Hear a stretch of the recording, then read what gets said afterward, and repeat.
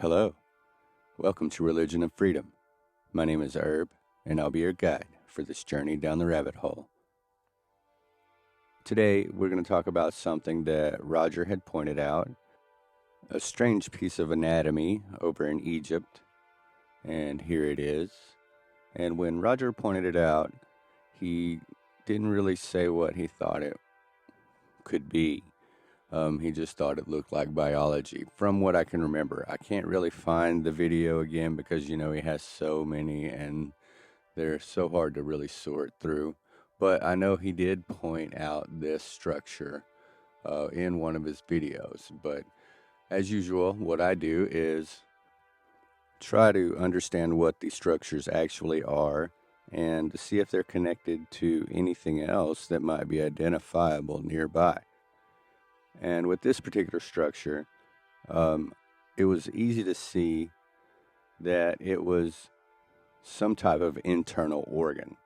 And it looks kind of like a heart, but then again, it could also be a testicle or a bladder of a human. Keeping that in mind, I looked around, and of course, right below here are what appears to be a set of legs on the sides of the Red Sea. And you can see the legs, the thighs, the knees, the feet, and it is in proportion with the structure that we see here. And if you look across the Mediterranean Sea up to the north and west, you can see the rest of his body. You can see his head and his shoulders, and where his arms should be looks like some sort of dragons or something, pretty crazy looking. But you notice down there where Greece is that it looks like he has been ripped in half. His stuff looks kind of shredded, like his torso is shredded down there. And the upper half of his body, if you look here, it is proportional to the bottom half, and everything is proportional basically to the size of this testicle or bladder. I was wondering, who is this and how did they get there? But just like with the mermaids and the dragons and the boars and the turtles, you have to ask the locals who the gods are that they live on top of. And this one I should have found a long time ago, but I didn't.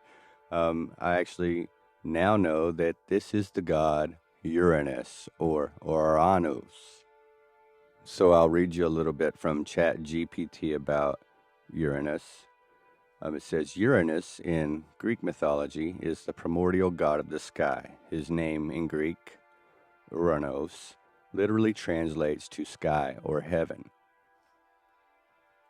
It says he is one of the earliest gods of the Greek pantheon, and Hesiod's Theogony says that he was conceived by Gaia, which is the earth, and alone without a mate, so he didn't have a father. He just sprang from the earth.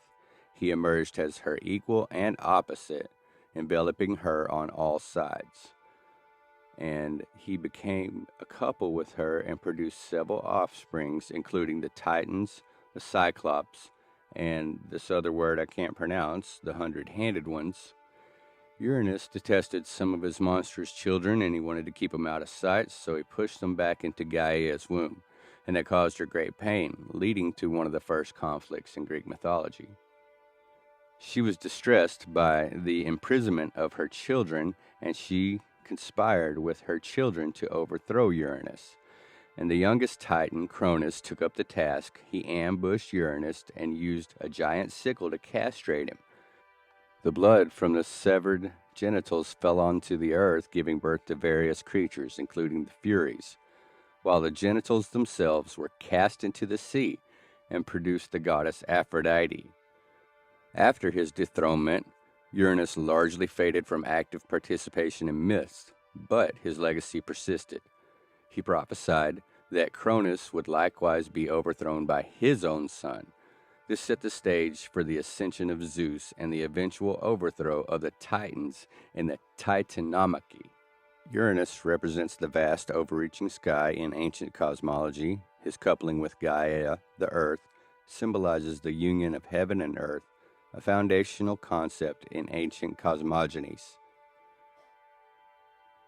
Then it says, while Uranus as a deity does not have many myths centered on him in comparison to other Greek gods, his role in the early formation of the world and the lineage of the gods is crucial. So we can very well take that his relationship with the earth is that his body became the earth, and it did bore several other gods or entities from it. And his dying and becoming part of the earth would explain why there's not really any participation from him later on in Greek mythology. So even though the testicle is in Egypt, it says that it was cast into the sea. So could have just skipped. There could have been water there before. But it does kind of explain a couple of things, like perhaps the Red Sea. Nobody really knows why the Red Sea is called the Red Sea or if it ever was red. But if this guy was castrated and torn in half and his blood is everywhere, was certainly it would fill up that body of water. Or perhaps this may be how the Red Sea was created.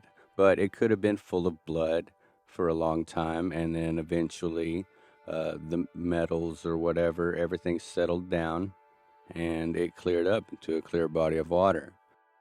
According to ChatGPT, the Red Sea does not refer to the color of the water. It's actually a deep blue green. And they say it could be seasonal algae blooms, or it could be a loss of translation. But the nearby geography is a little more interesting. It says a theory posits that the sea was named after the nearby reddish mountains or the desert to the east of the sea. So the terrain is red and bloody over there as well. Very similar to our mermaid in North America with her guts in the Four Corners region. The mineral-rich soil and water. Some regions surrounding the Red Sea may have mineral-rich soils which can appear reddish. Similarly, in certain conditions, the mineral-rich waters of the Red Sea can also reflect a slightly reddish hue. And then there's the historical references. The ancient Erythraean Sea, as mentioned in ancient text, is sometimes associated with the Red Sea. The Greek name Erythraean is derived from the Greek word for red. And if you just take a look at the whole structure, you look at the legs there and the testicle, which is in proper proportion and size to go with these legs. You can see the knees, you can see the feet. Looks like one foot is kind of pointing straight up and the other foot is laying over to the side there. It makes sense that the Red Sea would have been red for a while. It probably created the Red Sea. And then across the water from there is the rest of his body. You can see it looks like shredded at the bottom of his torso there.